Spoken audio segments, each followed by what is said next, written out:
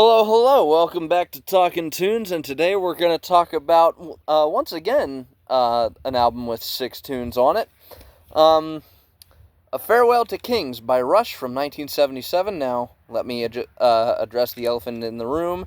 No, this is not the original cover art. The pamphlet for this does have the original cover art, so that's probably what you saw in the thumbnail. But Rush is a Canadian band. Or was a Canadian band. They still, I don't know if they still exist as an entity since, 2020. But anyway, Rush was a Canadian band, which was formed in the mid-70s. They were very inspired by Led Zeppelin, which is part of why I have this shirt on. The other part is I don't own a Rush shirt. Or a Yes shirt, so yeah, I need to get on that. But they formed in the mid-70s, recorded their first album with a different drummer, and then Neil Peart came in, Neil Peart, however you pronounce it, came in 1975. And then the band continued to record albums up until 2015. And in 2020, Neil Peart sadly died of cancer. But this is from well before he was even diagnosed with cancer. This is from 1977. This is, I think... I was about to say I think they put out 2 albums this year, but no, I'm wrong. But this is a Farewell to Kings, and it begins with the title track, which has, a lovely acoustic guitar opening, which is joined by, bells. It's either bells or synths. I'm leaning more towards bells that it's joined by, and then it becomes a very typical Rush tune with great riffs, weird-ass lyrics, great vocals. And those things are joined by virtuosic drumming and highly melodic bass playing. I have no goddamn clue what the lyrics are about, but they're cool as fuck. And it has, a great bass solo and a great fucking guitar solo.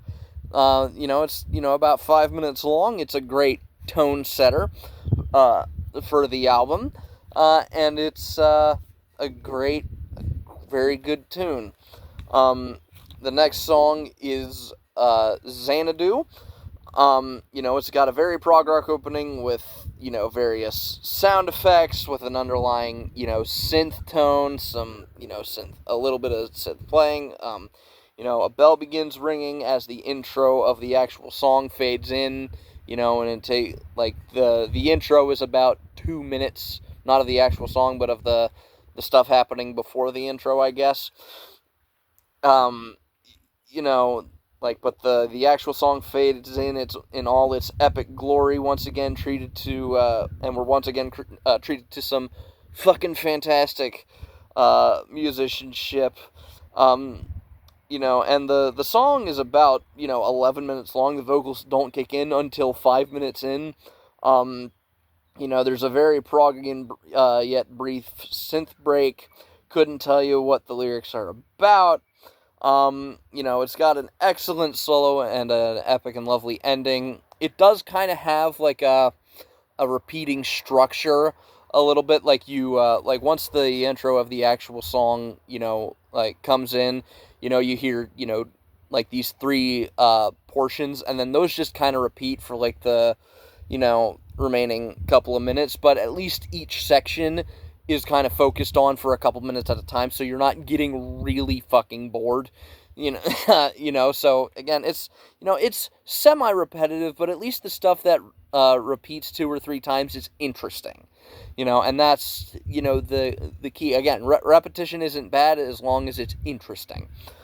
And it's got, a lovely yet epic ending. It's weird like that. And then the most famous song from the album, song number 3, Closer to the Heart, which, coincidentally, if you this on vinyl, is the conclusion to side 1. the title was mentioned in the first song. The title was mentioned in the song "Farewell to Kings." It's a lovely acoustic lead ballad. Becomes more rock-ish after the first bell break, and then it's also got a fantastic fucking guitar solo. It's truly an excellent song. I must say it's a great song. I believe it would become a mainstay in their set for the remainder of their career. It was kind of like Tom Sawyer before Tom Sawyer. Like the other Rush song that can hold this claim to fame is maybe 2112, but I don't think that was consistently played in full all the time. Yeah. Side 2, if you own this on vinyl, obviously I don't, otherwise I would show that off. But side 2 begins with Cinderella Man. It's a Rush story song. Rush kind of has a lot of these story songs. Some of them are pretty long, namely 2112. Others are, pretty, mid-length, So, again, this is a story song, I don't know what the fuck the story is, but I could tell it's telling a story. Sometimes Rush's lyrics go over my head because these guys were smart fucking dudes. There's not much to say about it apart from what I already have. It's got a cool instrumental break. That's about it. Madrigal, song number 5 of 6. It's also it's on the shorter side. It's less than 3 minutes long, much like Closer to the Heart. These first two songs kind of twin with two songs on side 1. They, Cinderella Man, at the very least in terms of length, they twin. Cinderella Man very clearly twins with the title track, and then this Madrigal very clearly twins with Closer to the Heart, at the very least in my mind. It's got a very cool synth / guitar intro. It's got, lovely vocals. It's a lovely song, it's pretty short, but it's lovely. It's great. I love it. It's awesome. And then we come to the final song number 6, Cygnus X1, The Voyage. I don't know what the fuck it's about. What I do know is that it's 10 minutes long, and it's fucking excellent. It's got a very weird intro. The first instrument we hear is Geddy Lee's bass. Then Neil Peart comes in with the drums, and he's shortly followed by Alex. And after about 3 minutes of intro, and like the three guys pretty much playing the same thing on their respective instruments, the song just fucking takes off, and then there's this grand intro, and then it comes to this portion where there's like a blues beat, but like a rock tone. It's weird, but I love it. Rock and blues do have their differences. They fuse quite a lot, but they differ quite a bit, and this is one of those things where they fuse in a very strange fashion. And it's not bad, it's just fucking weird as hell, and I love it. And then it's,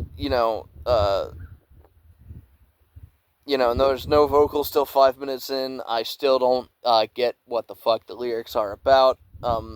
There's a great use of melodic tension throughout the song.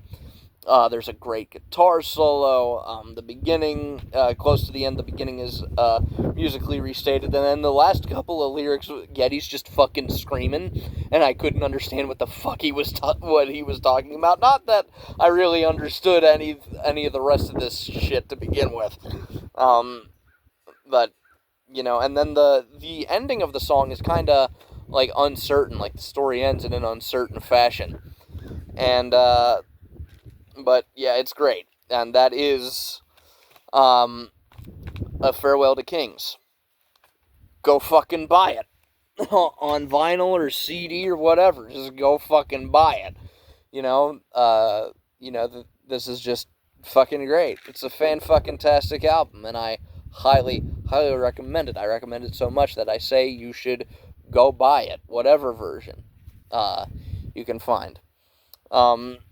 If you have enjoyed this video or want to continue along this musical journey with me, please feel free to like, comment, subscribe, all that bullshit. If you want to hear me talk about something other than music, I have a podcast with two of my buddies. It's called Dorkies. I will leave a link to the latest episode of that in the description down below. And if you want to hear what I happen to be listening to that day, or at the very least a 15-second segment, you can follow me on Instagram. I will leave a link to that in the description down below.